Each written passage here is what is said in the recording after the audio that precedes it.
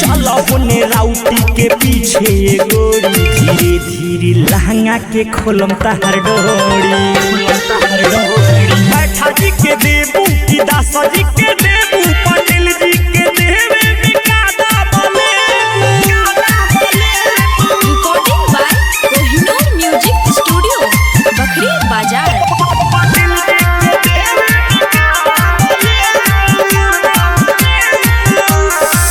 बतिया महानो जानी ठानो, आज घरे तो सबके असनहानो।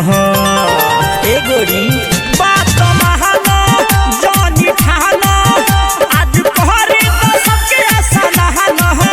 सुन काहे डेरा तारू में हमर बूची, बैका देर बाद तहरा केहू ना पूछी।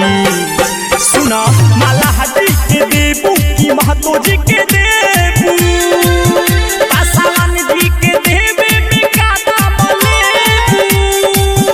चल होने राउटी के पीछे गोरी, चल होने राउटी के पीछे गोरी, धीरे धीरे लहंगा के खोलम तहर डोरी। बैठा जी के देबू की दास जी के देबू, पटेल जी के देवे बिकादा बोले। Recording by Kohinoor music studio, Bakhri बाजार।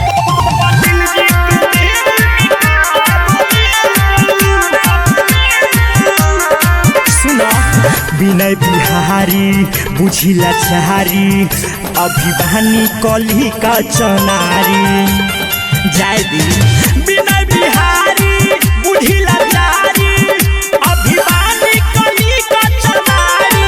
अनिल आनंद के दया जमा जाना, कहती तारो मिजाज फुल ताजा। तू यादव जी के